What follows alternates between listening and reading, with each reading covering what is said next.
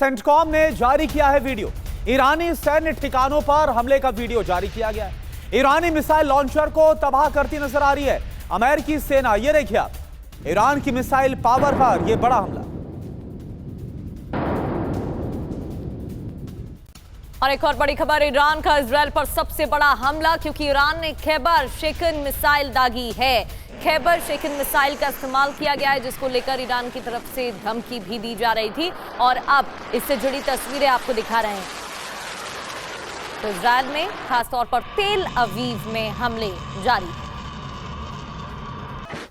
और एक और बड़ी खबर, ईरान का कई मिसाइलों से एक साथ प्रहार हुआ है। ईरान ने दिखा दिया अपनी मिसाइल पावर। कद्र, इमाद, खैबर मिसाइल से एक साथ हमले को अंजाम दिया गया और यह हमला, जो खबर मिल रही है, इजराइल और इसके अलावा अमेरिकी बेसिस पर किया गया।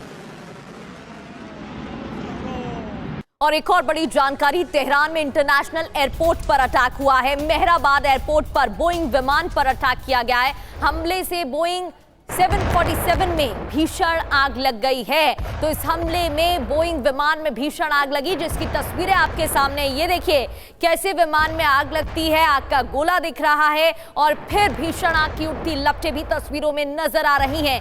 इंटरनेशनल एयरपोर्ट पर हमले की ये तस्वीरें हैं तेहरान से।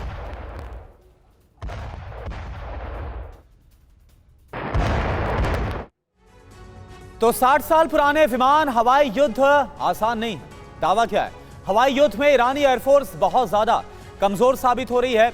ईरान के पास वियतनाम वॉर के वक्त के फाइटर जेट हैं। ईरान F5 और F4 फैंटम 2 का इस्तेमाल कर रहा है। बिल्कुल, और इजराइल ने 2 ईरानी लड़ाकू विमान भी तबाह किए हैं, जिसकी तस्वीरें भी सामने आई हैं। 1979 के बाद ईरान ने नए फाइटर जेट नहीं खरीदे हैं और इसके बाद बड़ी बात यह है कि ईरान फाइटर जेट की बजाय मिसाइल हमले कर रहा है, यानी कि मिसाइल और ड्रोन का इस्तेमाल ईरान की तरफ से किया जा रहा है। निनाद सर, ये तो हम देख ही रहे हैं कि ईरान मिसाइल और ड्रोन का इस्तेमाल कर रहा है अटैक के लिए, और ये भी दिख रहा है कि यूएस का थार्ड सिस्टम हो या इजराइल का आयरन डोम, उसे रोकने में नाकाम साबित हो रहा है, क्योंकि दर्जनों मिसाइल जब एक साथ दागी जा रहे हैं तो फिर ये तो देखने को मिल ही रहा है।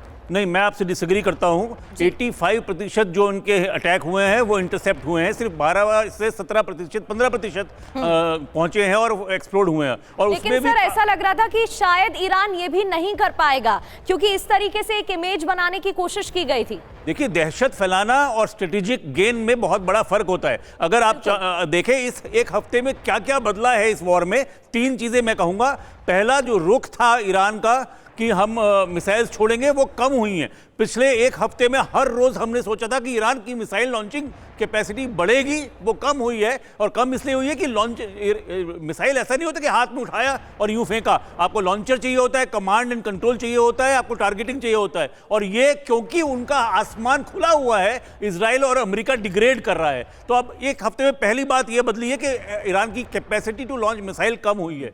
दूसरा ये बदला है कि अमेरिका खुलेआम कहीं पे भी जब चाहे अटैक कर रहा है। पहले वो अटैक तेहरान पर था, पहले वो अटैक उनकी जो लीडरशिप पे था, उसके ऊपर था। अब अगर आप देखें, जो चेंज हुआ है वो हुआ है कि ईस्टर्न ईरान में जो उनके स्ट्रॉन्ग होल्ड है वहां अटैक हो रहा है, बंदर अब्बास के पोर्ट पे अटैक हो रहा है। और बहुत बड़ी बात, ईरान के पास अब नेवी नहीं है। ये एक हफ्ते पहले जो नेवी थी, नेवी नहीं है। तो अगले हफ्ते में मुझे लगता है कि ईरान के पास ईरान का दायरा बढ़ने की जगह। बिल्कुल, और सर हम ये भी देख रहे हैं कि कैसे अमेरिका उन जगहों पर भी अटैक कर रहा है जहां पर मासूम लोग मारे जा रहे, इस बात का दावा। और एक स्कूल की तस्वीर भी दिखाई कि कैसे वहां पर जो मासूम बच्चे हैं वो अपनी जान बचाकर भागते नजर आ रहे थे।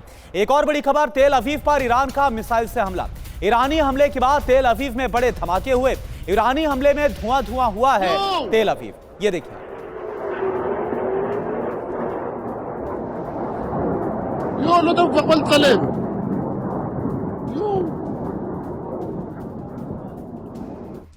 और तेहरान के इंटरनेशनल एयरपोर्ट पर भी अटैक हुआ है। मेहराबाद एयरपोर्ट पर भीषण धमाका हुआ, जिसकी तस्वीरें भी हमने आपको दिखाई थी। ये नई तस्वीरें सामने आई हैं जो आपको दिखा रहे हैं।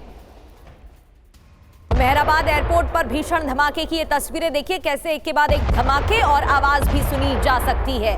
भारी नुकसान इस दौरान।